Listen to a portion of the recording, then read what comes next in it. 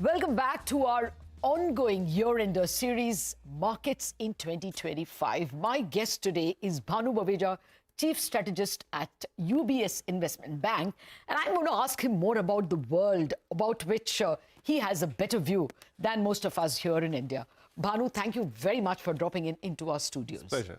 Now, a month from now, or a month plus 10 days from now, we are stepping into a Trump world. Can you just give us a peep into how it will look? Until now, it's all guesswork. We're extrapolating Trump 1.0 into 2.0. You tell us, what do you think will be the main contours of the new 2025 order? So the markets are already in a Trump world, right? So the markets have been anticipating Trump even when Trump wasn't elected and even when the polls were saying that it's unlikely that he comes on. So if you look at how stocks have performed, if you look at how term premium and the fixed income has gone, they were fully anticipating Trump. And after the election, you have seen many of the Trump trades also play out in earnest, right? The dollar has been strong.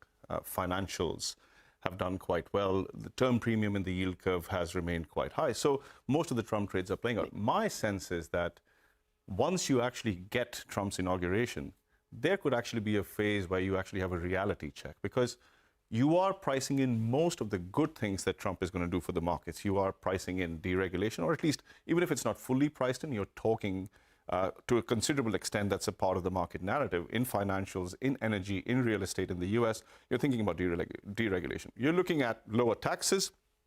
But again, if you look at 2026 earnings, pre-tax and post-tax, you can back out from there a tax rate, and that tax rate is 19%, which is below the 21% you are. So you are expecting lower taxes. What you're not expecting, and I really struggle to see this in any asset class, is tariffs. Now, all media channels are sort of crying themselves hoarse about how tariffs are coming. Nothing in the market says tariffs are coming. The markets are smart, you have to give them that.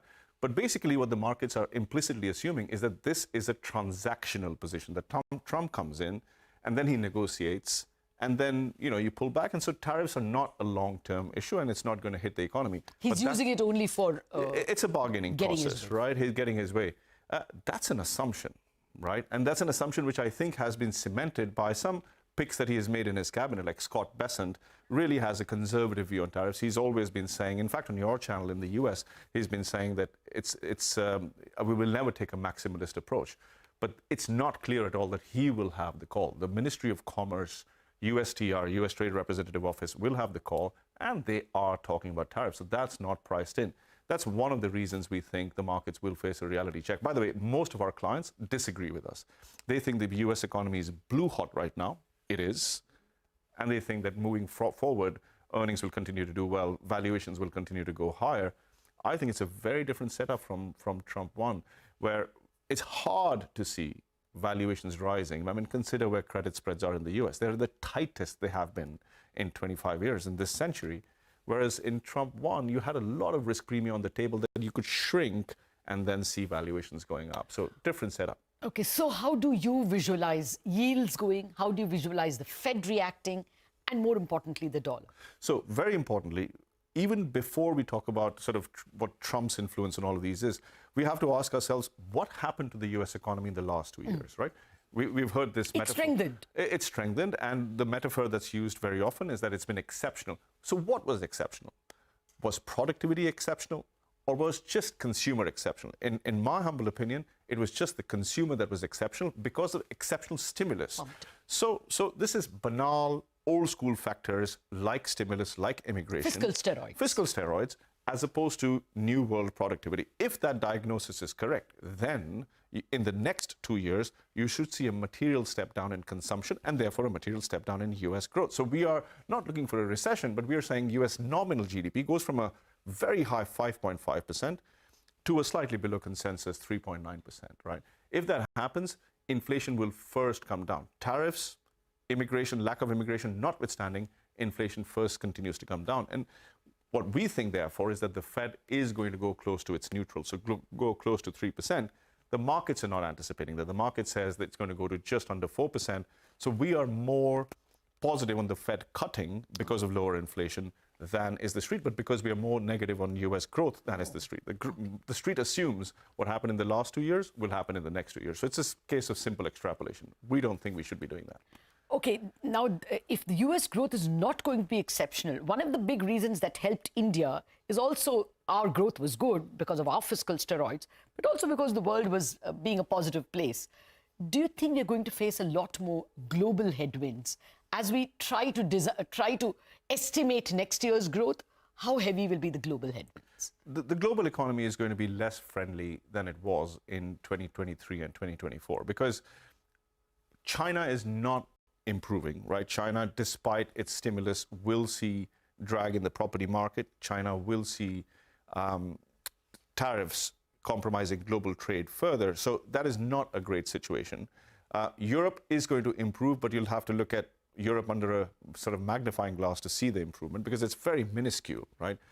China and the US are coming lower. So that creates for lower global growth than we have been seeing in the last 2 years. We've been seeing slightly below trend global growth. We go further below trend. So we go from about 3.2% global growth to 2.9% global growth. One thing we've got to be a little bit careful about is, again, China, right? Because if the US administration was to shut down all the routes from China to the US, if they were to shut down Mexico, if they were to shut down Vietnam, the routes that China has taken to maintain market share in the US, then there's a possibility that China really dumps capacity on the rest of the world, on Asia, Europe, Africa, Africa, India, right? And we don't think of China and India as trading partners, but you look at the data, they really are. So India's private capex could be negatively impacted by the amount of industrial capacity or manufacturing capacity that's coming the rest of the world's way. So there, while the whole world is worried about inflation coming from tariffs and coming from lack of immigration, that is true. I mean, that could be the trade after the trade. But what we also have to be really cognizant about is that there are serious disinflationary winds within this region coming from China. China is already in deflation. So if I'm a US corporate, if I'm a European corporate especially, or an Indian corporate, I really have to worry about what my margins are going to look like in a world where China's always adding capacity, right? So China's response to every demand problem is to add more supply, right? So that is a problem for the rest of the world, and that's disinflation. Oh, yes, actually, even in 2018, when Trump had announced much lower tariffs than what we are expecting now or what he's saying now, we did see business confidence and business investments go down globally. We are only hoping that India is less impacted than other countries. That's absolutely true. India will be less impacted, and compared to the downside that you could see in Europe, or compared to the downside in some of the more open economies in this region, you could actually see India hold up better. Okay. And Indian markets are also sort of benefiting from not just global flows, which they haven't seen much of, but also local retail flows. Which is what I'm coming to.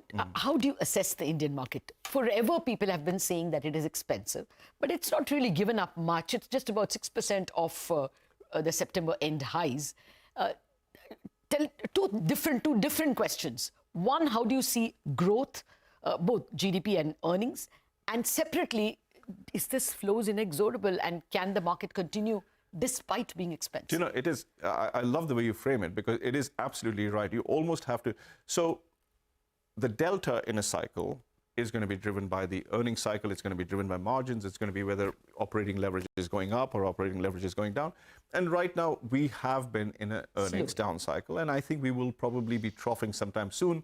You can't really see the signs of a big renaissance, but it'll come, right? It'll come at some point, perhaps in the second quarter of the next calendar year. You should be able to see urban consumption beginning to does not decline anymore. Rural consumption improves, and perhaps a little bit of private capex pickup, which is not a big statement because it's been so weak. You can actually see that pickup, and also fiscal's actually been quite tight. Yes. Right, and so next calendar year, next fiscal year, you could see that. So it will not be surprising to see growth bottoming out after a period of consolidation. We first have to go through that consolidation. So can't sort of be super optimistic about one day we'll. No, we're going through the consolidation. Yeah. Q2 was the quarter that hit us. But yeah, so you see 2025 as a recovery year.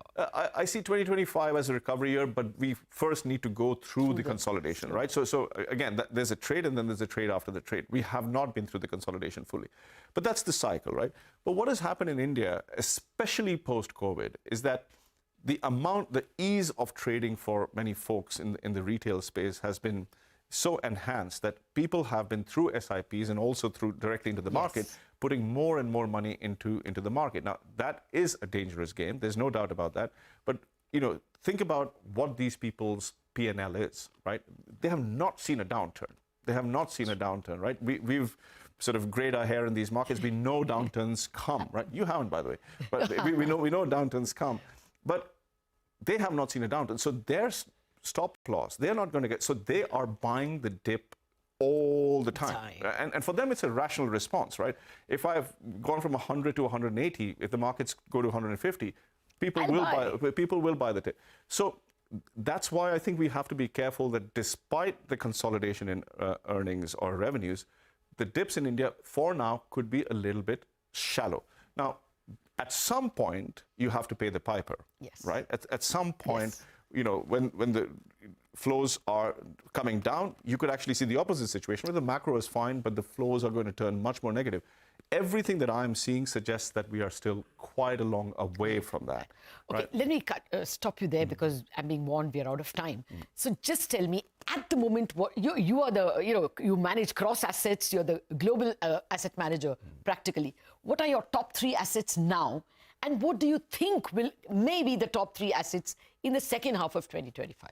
Right. So at this minute, we are actually playing defense, right? So we're buying very conservative sectors within the equity markets. We are long the front end. So we're long fixed income, and we're long the front end of the US. We don't think the back end comes off very, very aggressively. And we're also long dollars, particularly against emerging market currencies. So we think the INR weakens, we think CNH weakens. So these would be some of the defensive sectors, front end of the US curve. And dollar. And dollar against emerging markets. I think the yen is actually going to do quite well. But against emerging markets, the dollar will strengthen. In 6 to 9 months' time, if I could anticipate trades based on the kind of things that I've said to you, I see US markets actually coming lower. And then there's a possibility that markets like India could see an upcycle. And on that basis, at T+6 or T+9, you could actually see the Indian markets doing reasonably well. So that would be my trade after the trade. But we really have to go through the trade first. And there's a whole sort of plethora of possibilities. Thank you very much, Bhanu Baweja. Absolute pleasure having you with us. With that, we wrap up this part of our discussion on the year-end series. But after a break, we will have more experts joining us on 2025 and how it will pan out.